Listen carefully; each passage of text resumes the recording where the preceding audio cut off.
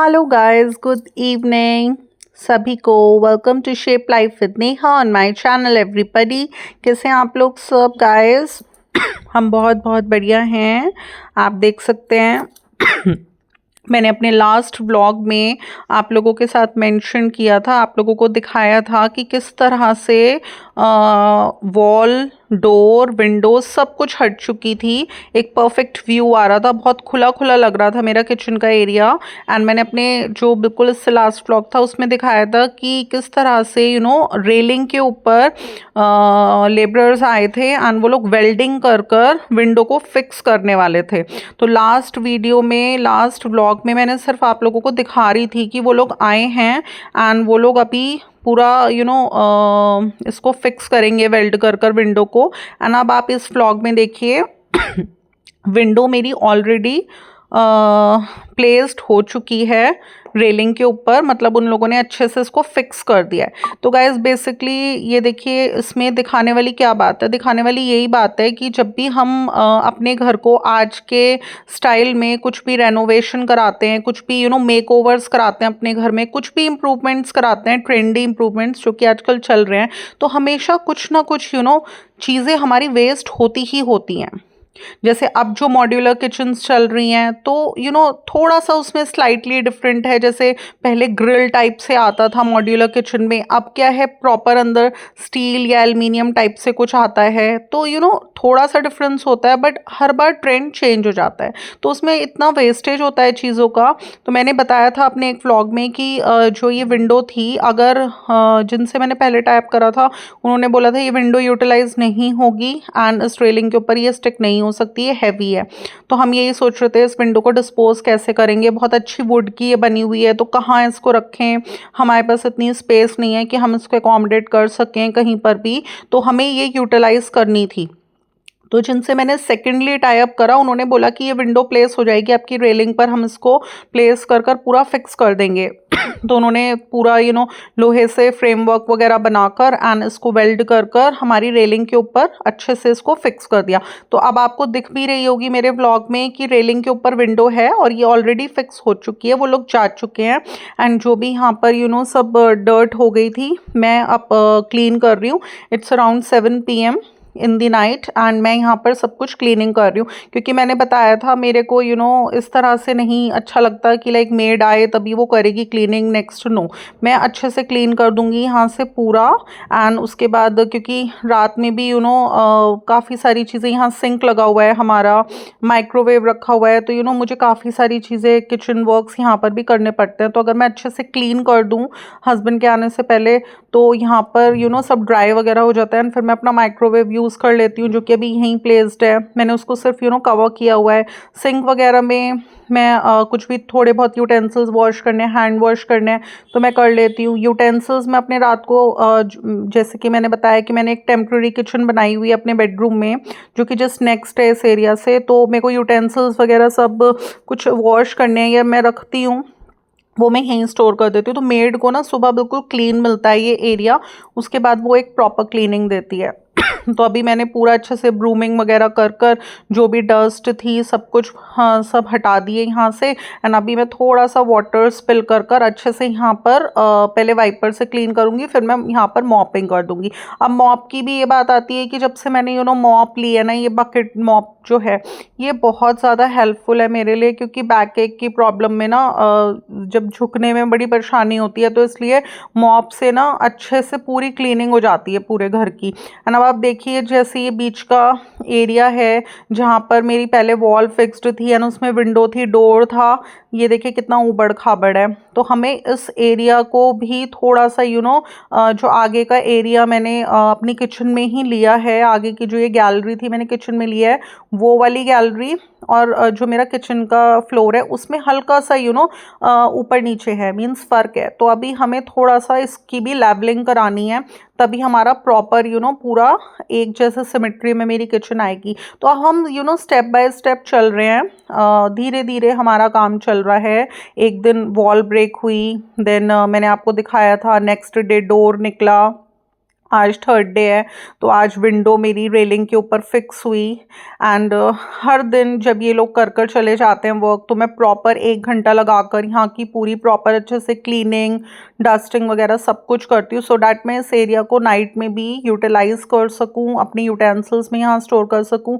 And guys मैं बता नहीं सकती, ये जो 2-3 दिन मेरे गुजरे हैं ना, मतलब यहाँ का व्यू इतना ब्यूटीफुल लगा मुझे, इतना खुला खुला लगा कि मैं यहीं बैठकर मॉर्निंग में, जैसे I start my day with lemon water, मैं यहीं बैठकर पी लेती हूँ। वो तो थोड़ा ज़्यादा ठंड है, तो योगा वगैरह मैं अपना अंदर कवर्ड में ही करती हूँ, वरना यहाँ पर मन करता है कि यहीं योगा कर लो। मतलब एक सिर्फ वॉल के ब्रेक होने से ही एक इतना परफेक्ट व्यू आ गया, इतना खुला खुला हो गया कि मन लग रहा है, ऐसा लग रहा है कि this corner has become the most peaceful corner for me. तो बस मेरे इस व्लॉग में ज़्यादा कुछ खास नहीं था, मैंने आप लोगों को दिखाया कि किस तरह से मेरी विंडो यूटिलाइज हो गई, वो रेलिंग के ऊपर फिक्स हो चुकी है। एंड मैं इस समय क्लीनिंग कर रही हूँ, सो डैट मैं इस एरिया को नाइट में एंड अर्ली मॉर्निंग भी यूटिलाइज कर सकूँ। एंड उसके अलावा एक चीज़ और, जैसे ये विंडो फिक्स हुई है रेलिंग पर, इसके साइड, दोनों साइड्स में एंड ऊपर की साइड थोड़ा सा एरिया बचा है, तो वहाँ पर भी हम लोग कुछ लगवाने की सोच रहे हैं कि क्या लगवाएंगे। मैंने बताया था ब्रिक की वॉल्स हम यहाँ नहीं लगवा सकते, क्योंकि ये कंडीशन हमारे साथ है कि हमें कुछ हैवी हम नहीं रख सकते रेलिंग पे बहुत ज़्यादा। तो मैंने ये सोचा है कि यहाँ पर जो WPC जाली आती है, उसका कोई अच्छा सा ट्रेंडी डिज़ाइन सेलेक्ट कर कर साइड में मैं WPC जाली यहाँ पर लगवा लूँगी।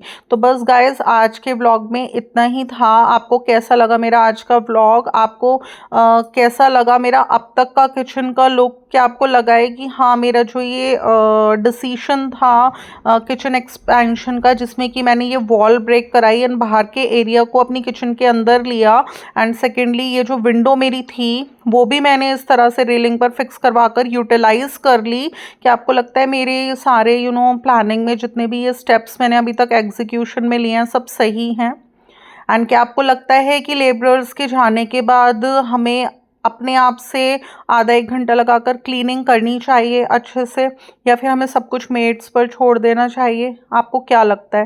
एक्चुअली मैंने अपनी मॉम को हमेशा यही देखा है, मैंने मेरी 90% एक्टिविटीज़ वही हैं जो मैंने मॉम से ग्रास्प करी हैं। जब भी हम अपने घर में कुछ भी कारपेंटर का वर्क कराते थे या कोई भी वर्क मैंने होते हुए देखा है, तो मैंने हमेशा यही देखा है, लेबरर्स के जाने के बाद मेरी मॉम हमेशा 1-2 घंटा लगा के सारे घर की क्लीनिंग करती थी। तो वैसे ही मेरे अंदर है। एंड सेकेंड थिंग इज़, जब लेबरर्स काम करो तो मैं हमेशा उनको वाटर के लिए पूछती हूँ।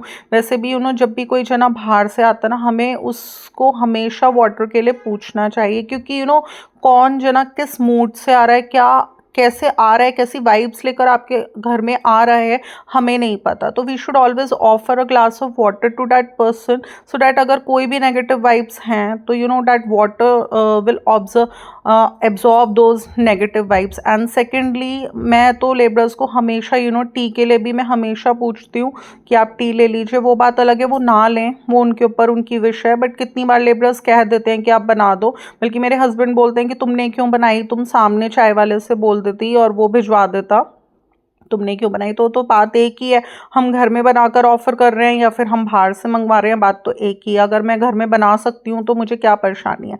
तो बस इसलिए मेरी हमेशा आदत है कि मैं हमेशा वाटर के लिए सबसे पहले वाटर ऑफर करती हूँ, उसके बाद मैं हमेशा इस बात का ध्यान रखती हूँ कि एक टाइम में चाय वगैरह इन लोगों को दे सकूँ। और उसके बाद इन लोगों के जाने के बाद मेरा एक ही जॉब होता है कि मुझे अच्छे से सारी क्लीनिंग एंड डस्टिंग करनी है, सो डैट हमें बिल्कुल एक नॉर्मल फील हो, हमें ऐसा ना लगे कि हाँ अभी इस कॉर्नर में हम नहीं जा सकते हैं, बहुत डस्ट एंड डर्ट है। तो गाइज, आप बताइए आपको कैसा लगा मेरा किचन का ये लुक एंड जो एक्सटेंडेड हुआ है? अगर अच्छा लगा आपको मेरा आज का ये, अब देखिए मैं मॉपिंग कर रही हूँ इस समय, पूरा अच्छे से क्लीनिंग करने के बाद, वाइपर अच्छे से मारने के बाद मैं इस मॉप से मॉपिंग कर रही हूँ। मॉप ना मैं बता नहीं सकती, एक ब्लेसिंग है मेरे लिए। अब से 3 साल पहले मेरे बेटे ने मुझे गिफ्ट करी थी ये मॉप बकेट मेरी एनिवर्सरी पर, एंड मुझे इतना अच्छा फीलिंग आती है जब मैं इससे मॉपिंग करती हूँ पूरे घर में।